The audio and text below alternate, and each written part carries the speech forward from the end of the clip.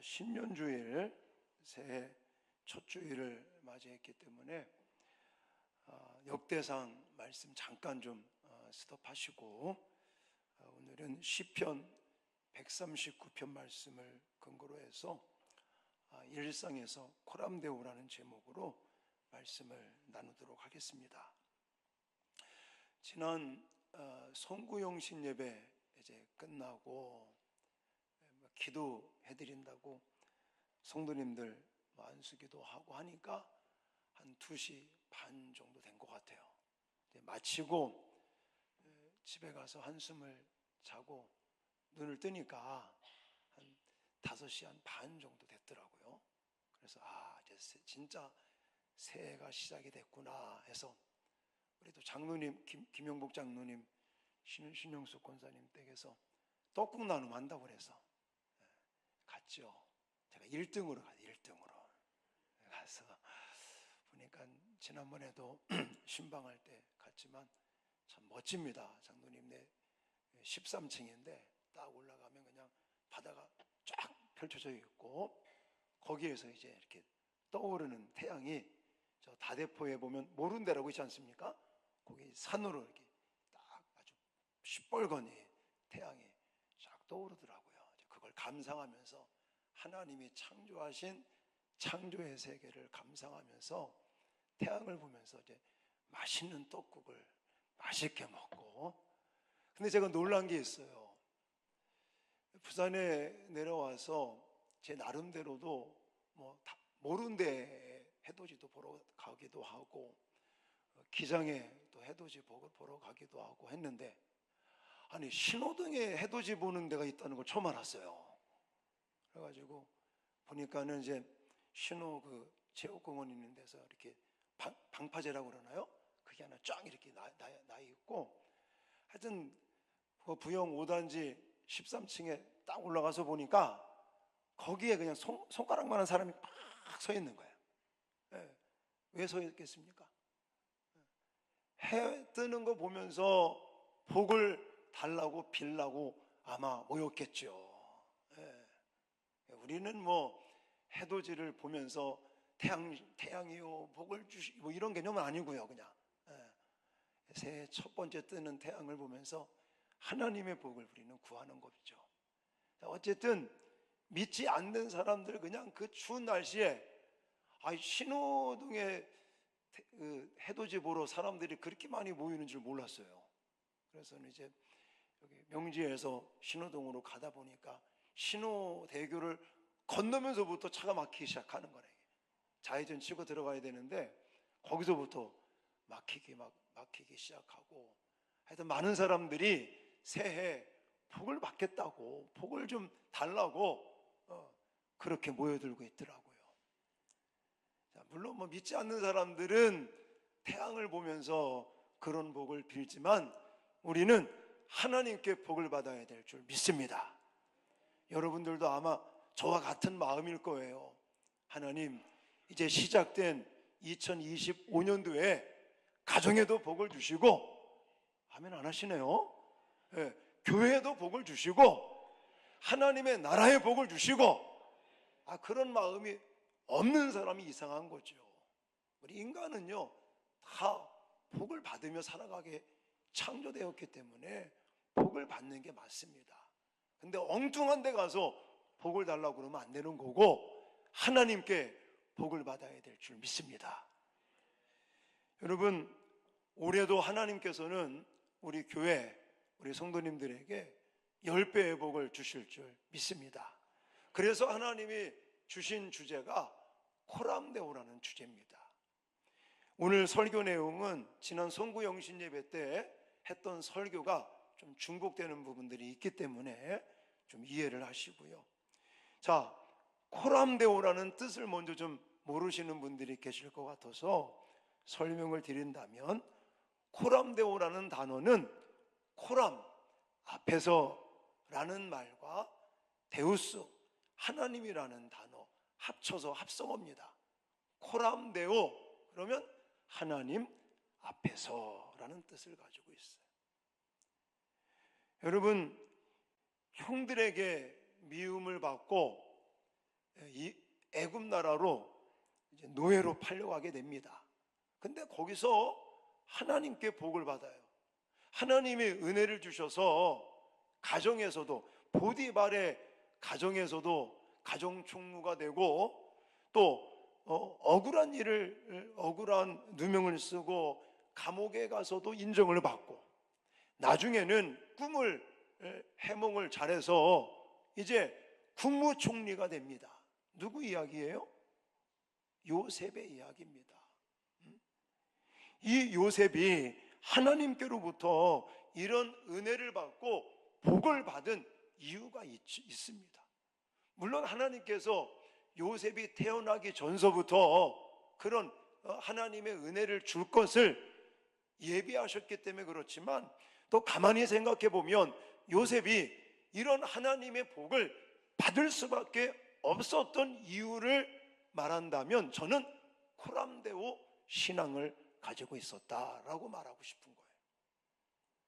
자, 바로 왕의 치위대장이었죠. 보디발의 집에서 노예였지만 그는 하나님께 은혜를 받으며 사람들에게도 인정을 받게 됩니다.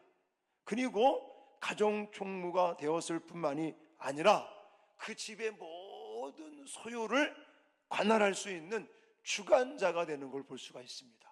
그래서 비록 노예로 갔지만 요셉의 한마디는 보디발 다음의 말과 똑같은 권위가 있을 정도의 그런 힘을 얻게 됩니다. 자, 이때 보디발의 아내가 요셉과 동침하자고 그렇게 유혹해 올 때 요셉이 했던 말을 들어보면 요셉은 철저하게 일상에서 코람데오 정신을 가지고 코람데오 신앙을 가졌구나라는 걸 알 수 있단 말입니다. 자, 창세기 39장 19절 말씀 같이 읽겠습니다. 시작. 이 집에는 나보다 큰 이가 없으며 주인이 아무것도 내게 금하지 아니하였어도 금한 것은 당신뿐이니 당신은 그의 아내임이라. 그런즉 내가 어찌 이 큰 악을 행하여 하나님께 죄를 지으리이까. 아멘. 지금 유혹해오는 보디발의 아내와 단둘이 있는 거예요. 그리고 그 단둘이 있는 공간에서 보디발의 아내는 유혹을 해옵니다. 그때 요셉이 고백하는 말이 뭐예요? 이 큰 죄악을 누구 앞에? 하나님 앞에 죄를 지을 수 없다라는 얘기예요. 앞에라는 단어가 없어서 그렇지 지금 요셉의 마음 가운데는 보디발의 아내와 자기 자신만 있다고 생각하는 게 아니라는 거예요. 누구 앞에 있다? 하나님 앞에 있는 것이고, 하나님이 지금 보고 계시고, 내가 지금 하나님 앞에 큰 죄악을 저지를 수 없다라고 이야기하는 것이 바로 코람데오 신앙을 가지고 있다라는 것입니다. 어떤 사람들은 이 코람데오라는 이 의미를 오해하시는 분들이 계십니다. 하나님이 다 이렇게 지켜보고 있다고 하니까 내가 감시를 받는 것 같은, 내가 꼭 하나님에게 뭔가 통제를 받는 것처럼 그렇게 좀 나쁜 의미로 이거를 해석하는 사람들이 있는데 정말 잘못된 거예요. 코람데오라는 이 삶은 어떤 것을 말하냐면 하나님의 보살핌과 돌보심을 경험하는 걸 가리키는 거예요. 할렐루야. 하나님께서 나를 지켜보고 계시다라고 말하니까 하나님이 나를 감시하는 것처럼 느끼지 말라는 얘기예요. 자, 제가 이 PPT 준비를 좀 못했는데 오늘 본문 10절 말씀, 10절. 자, 한번 띄워줄 수 있으면 10절 같이 읽겠습니다. 시작. 거기서도 주의 손이 나를 인도하시며 주의 오른손이 나를 붙드시리이다. 아멘. 자, 뭐라고 그래요? 주의 손이 나를 뭐 한다고 그래요? 인도한다는 거예요. 코람데오라는 것은 하나님이 나와 함께 하시면서 나를 인도하시고 나를 붙드시고 나를 위로하시고 나를 살피시고 나를 보호하시고 나를 인도하신다는 거예요. 아멘입니까? 이게 코람데오 신앙인 거예요. 그래서 오늘 우리가 읽은 본문에 코람데오라는 단어는 한 번도 나와 있지 않지만 무엇을 이야기하고 있냐면 1절부터 6절까지는 하나님의 전지성을 이야기하고 있다고 그랬죠. 전지성. 전지성이 뭐예요? 모르는 것이 없다는 거예요. 모든 걸 다 알고 계시다는 거예요. 이렇게 사람들이 마주 이렇게 보고 이야기를 하잖아요. 그럼 저 사람 마음의 속을 몰라요.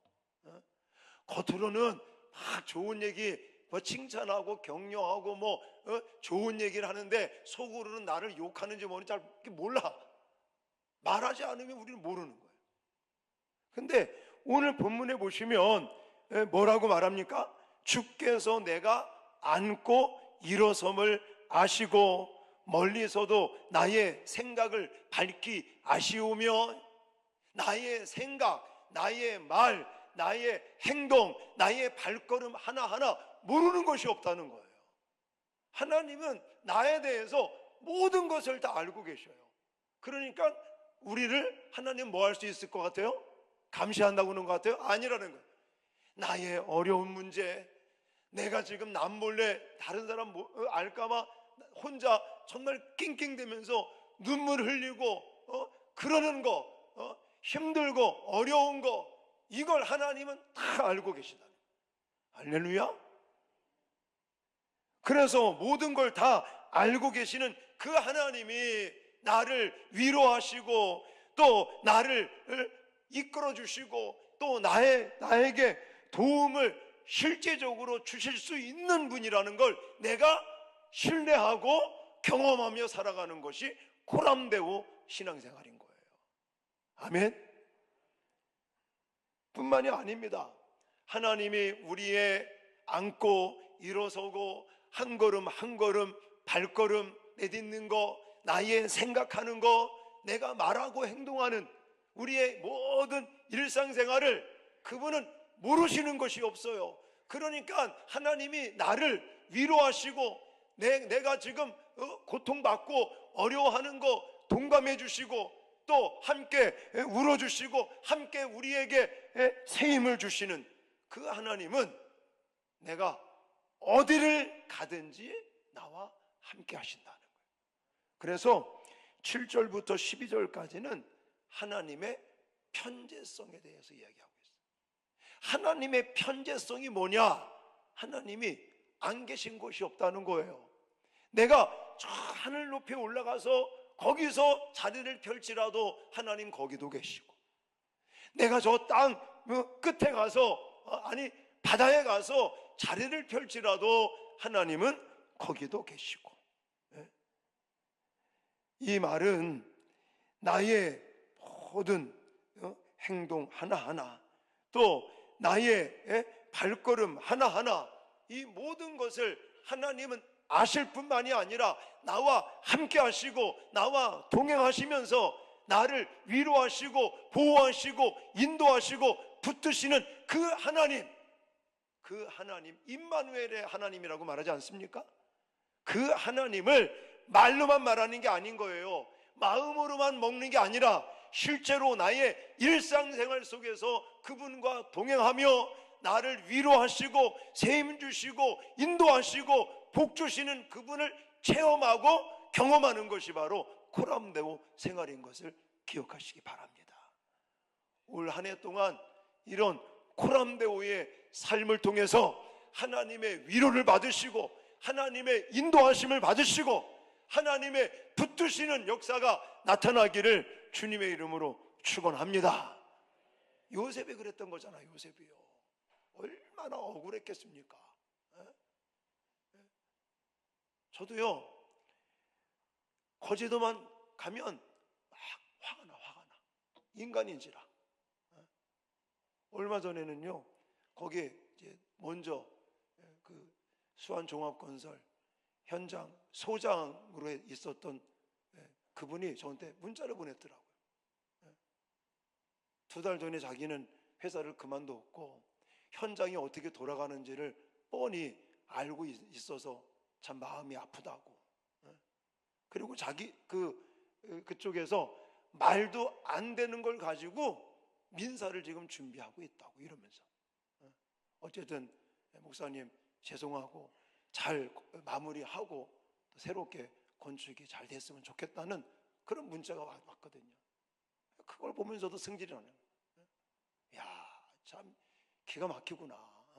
우리 손해보고 피해본 건 우리인데 우리를 상대로 말도 안 되는 걸 가지고 민사를 준비한다고 그러더라고.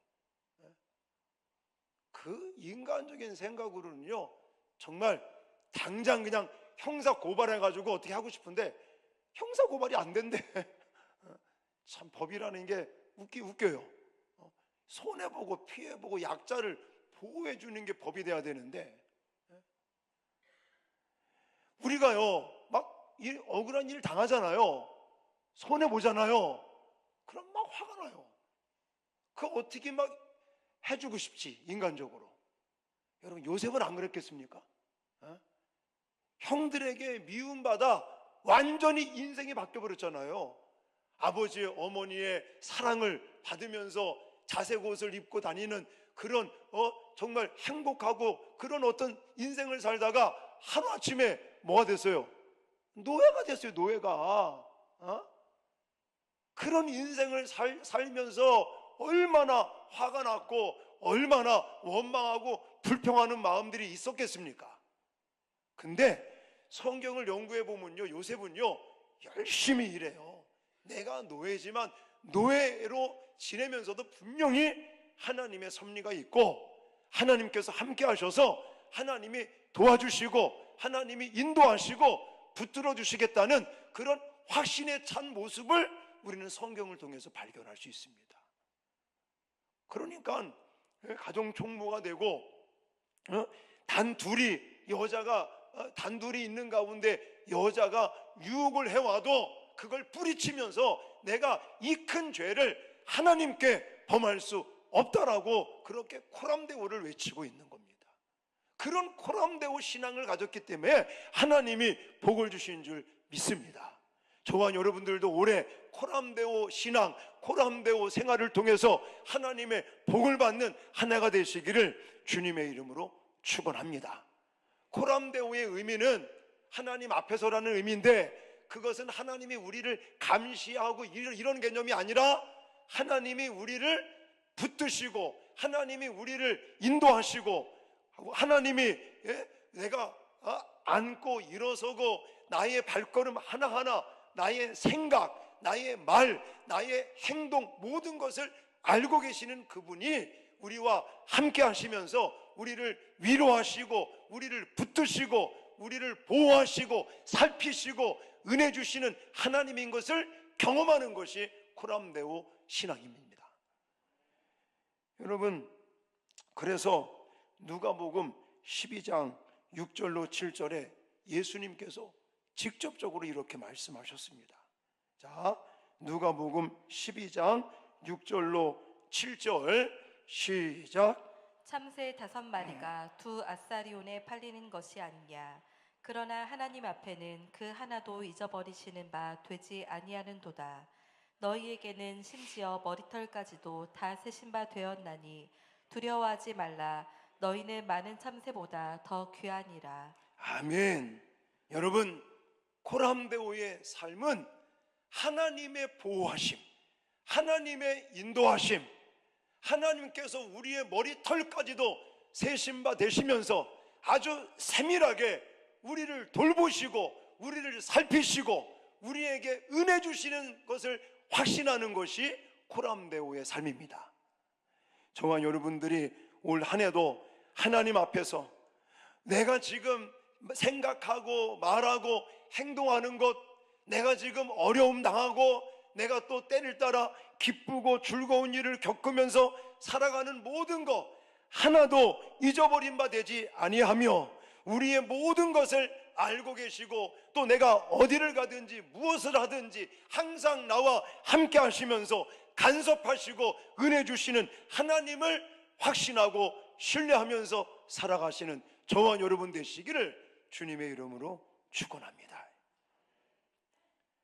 또 한 가지, 일상에서 코람데오는 하나님을 늘 의식하는 삶이다, 이렇게 말씀을 드리고 싶어요. 첫 번째는 하나님의 보살핌, 하나님의 돌보심을 내가 실제로 경험하면서 사는 것이 코람데오. 두 번째는 하나님을 의식하는 거다. 여러분, 아까도 이야기했지만 코람데오는 하나님 앞에서라는 말입니다. 이 하나님 앞에서라는 말을 생각할 때 우리가 조심해야 될 게 있는데, 그게 뭐냐면 사람 앞에서라는 말입니다. 자, 코람데오에 이 대비되는 말이 있거든요. 화면에 보시면 코람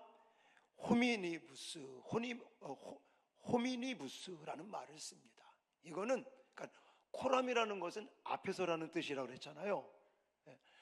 데우는 데우스의 그 말이고, 호미니부스라는 말은 사람이라는 사람.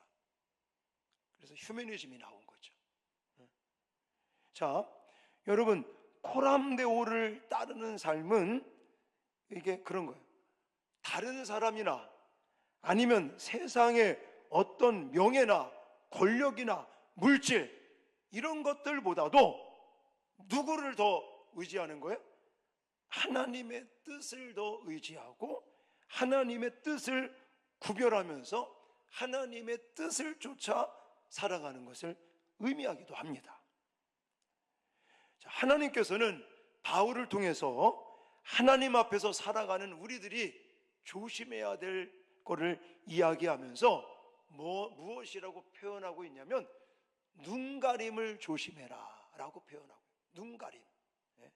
자, 에베소서 6장 6절로 7절 말씀 같이 읽겠습니다. 시작. 눈가림만 하여 사람을 기쁘게 하는 자처럼 하지 말고 그리스도의 종들처럼 마음으로 하나님의 뜻을 행하고 기쁜 마음으로 섬기기를 주께 하듯 하고 사람들에게 하듯 하지 말라. 아멘. 우리가 하나님 앞에서 살아갈 때 조심해야 될 게 뭐냐면 사람 앞에서. 이걸 바울은 눈가림이라는 단어를 쓰고 있습니다. 여러분, 눈가림이라는 것은 무슨 말이냐면 지금 내 앞에 보이는 사람, 이 사람을 위해서 하는 것을 가리키는 거죠. 자, 이것을 가리켜 바울은 무엇이라고 표현하고 있냐면 사람을 기쁘게 하는 사람이다, 이렇게 표현하고 있습니다. 자, 이 말씀을 드린다고 해서 사람은 막 무시해도 된다, 이걸 말씀드리는 건 절대 아닙니다. 오해하지 마시고요. 내가 하나님 앞에서 하나님을 기쁘시게 하려고 살아가면 사람들도 기쁘게 하고요, 사람들도 인정해 주더라고요. 지금 그걸 얘기하고 있는 겁니다. 그래서 에베소서 6장 방금 읽은 말씀 보십시오. 하나님의 뜻을 행하고 기쁜 마음으로 섬기기를 주께 하듯 하고 사람에게 하듯 하지 말라. 내가 지금 사람을 대할 때도, 내가 지금 사람 앞에서 일을 하더라도 사람 앞에 사람을 기쁘게 하려고 하지 말고, 내가 사람 앞에 일을 하더라도 하나님 앞에서 하고 있다, 하나님을 기쁘시게 하려고 한다, 이런 자세를 가지고 살아가면 그게 바로 코람데오라는 거예요. 그게 바로 하나님에게도 기쁨이 되고 사람들에게도 기쁨을 주며 사람들이 인정해 준다는 거예요. 제가 참 너무 감사하게 수원명성교회 유만성 목사님이나 여러 장로님들, 성도님들한테도 많은 사랑을 지금까지도 받아요. 제가 부산에 내려온 지가 벌써 22년째거든요. 물론 제가 또 카톡도 보내기도 하고 이러기도 하지만, 지난번에도 한번 또 전화 오셔가지고 성탄절 어떻게 보냈느냐, 뭐 했느냐, 이런 통화를 하고 그랬는데, 제 자신이 물론 내 자신을 좀 좋게 이렇게 얘기를 해서 좀 죄송하지만 사람들이 저를 지금도 잊지 않고 연락해 주시고 사랑을 주시는 것은 제가 수원에서 한 10년을 목회하면서 교육 전도사로 갔다가 목사 안수까지 받고 부산에 내려왔어요. 그런 10년 가까운 세월을 목회하면서 단 한 번도 뭐 사람 비유에 맞추고 뭐 사람을 기쁘게 하려고 저는 그런 마음을 하지 않았어요. 그냥 하나님의 사역이고 하나님을 기쁘게 하려고 그렇게 열심히 했는데 하나님이 그것을 기쁘게 받으시면서 사람들도 그걸 기쁘게 생각하고 또 그걸 인정해 주더라고요. 그러니까 우리가 원리를 빨리 깨달아야 됩니다. 사람 비유 맞추려고 막 하면요, 하나님의 뜻을 그르칠 수 있어요. 제가 그전에도 얘기했지만 제가 그전에 저희 교회 막 건물 짓고 또 땅 사고 이런 걸 하면서 한 날은 어떤 성도님이요, 저한테 밥을 먹자고 그러더라고요. 할 얘기가 있나 보다 나갔더니요, 아니나 다를까, 목사님 지금 우리 교회 형편이 땅 보러 다닐 때입니까? 하여튼 뭐 땅 또 사서 건물을 지어야 된다고 하니까 부담스러웠겠죠.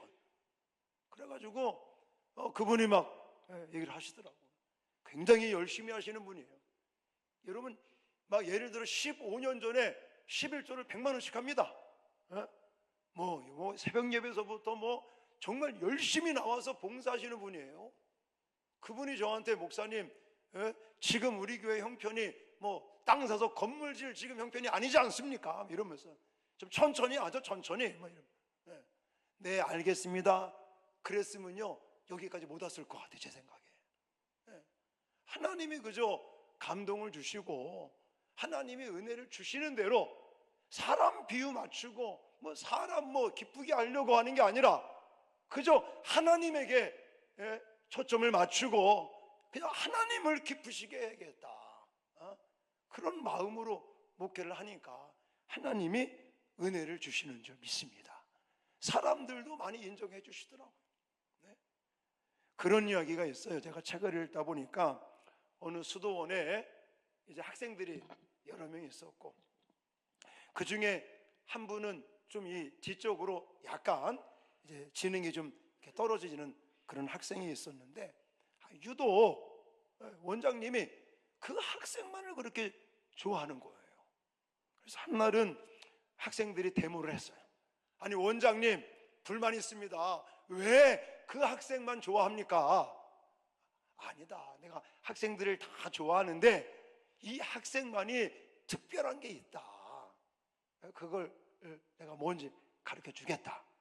그러고 나서 학생들을 다 모이라고 한 다음에 학생들한테 병아리 한 마리씩을 다 주면서 숙제를 내준 거예요. 너네들이 아무도 안 보는데, 아무도 모르는 데 가서 이 병아리를 사망시키고 와라. 죽여서 가져오라는 거예요. 그랬더니 학생들이 다 뿔뿔이 흩어져 가지고 했더니 어떻게 했겠죠. 그러고 나서 다 모여가지고 한 사람 한 사람 검사를 하는데 자기는 어디에 가서 아무도 안 보는 데서 이 병아리를 사망시켰습니다. 또 어떤 학생은 나는 어디 가서 아무도 안 보는데 성공적으로 이 병아리를 사망시켰다고. 근데 그 유독 한 명, 그 학생은요 산채로 이 병아리를 가지고 온 거예요.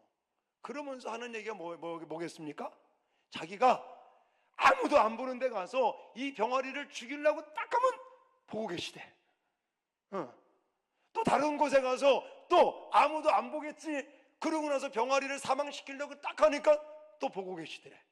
누가 보고 계셔요? 하나님이 보고 계시다 이거예요. 그래서 나는 못 죽였습니다. 그러니까 원장님이 이래서 내가 이 학생을 더 좋아한다, 이런 이야기가 있더라고요. 여러분, 우리가 하나님 앞에 정말 아무도 안 보는 것 같지만, 우리 옛말에도 다 이야기가 있지 않습니까? 반말은 뭐가 들어요? 낱말은 누가 들어요? 그런 말 있잖아요. 아무도 안 보는 것 같고 아무도 안 듣는 것 같지만 하나님이 보고 계시는 줄 믿으시기 바랍니다.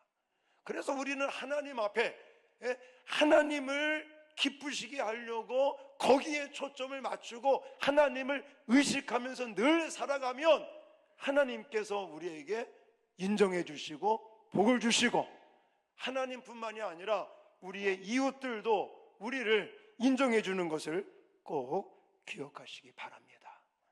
사랑하는 성도 여러분, 2025년도 한 해가 벌써 시작이 되어서 우리가 5일째를 지금 시간을 보내고 있습니다. 우리가 한 주 한 주가 또 얼마나 빨리 갈런지 또 한 해가 금방 갈 것입니다. 이렇게 시작된 한 해를 우리는 하나님의 은혜를 받고 복을 받아야 되지 않겠습니까? 할렐루야. 그렇다면 올해 우리 교회에 주신 이 표, 이 구호, 일상에서 코람데오를 실천하시는 저와 여러분 되어지시기를 주님의 이름으로 축원합니다. 코람데오라는 뜻은 하나님 앞에서. 근데 내가 하나님 앞에서 감시받는 게 아니라 그랬어요. 하나님 앞에서 하나님이 나의 모르시는 것이 없어요. 나의 생각과 말과 행동, 나의 발걸음, 모든 걸 다 알고 계실 뿐만이 아니라 내가 교회에 올 때도, 내가 죄 짓는 곳에 있을지라도, 내가 어디에 있든지 그 하나님은 항상 나와 함께 하시오, 나와 동행하십니다. 그러시면서 우리를 다 알고 계시니까 그분이 위로하시고, 그분이 인도하시고 붙드시고, 그분이 우리의 필요를 따라 은혜를 주심을 믿으시기 바랍니다. 그것을 확신하고 그것을 말로만 하는 게 아니라, 마음으로만 갖는 게 아니라 실제 일상생활 속에서 그런 하나님을 실제로 경험하는 것이 바로 코람데오다라는 거예요. 그리고 또 한 가지 의미는 하나님에 대한 의식이라, 의식, 인식, 하나님의 존재. 눈에 보이진 않지만 지금도 하나님께서 우리 앞에 계시고 우리와 함께 하시고, 우리는 그저 눈 가림만 사람을 기쁘게 하지 말고 하나님을 기쁘시게 하려고 초점을 맞추면서 살아가면 하나님에게도 기쁨이 되지만 사람들에게도 기쁨이 될 수 있다. 그래서 정말 이런 일상에서 코람데오의 정신을 가슴에 새기시고 이 코람데오를 삶 속에서 실천하면서 올 한 해도 하나님의 놀라운 은혜와 축복을 받는 저와 여러분 되어지시기를 주님의 이름으로 축원합니다.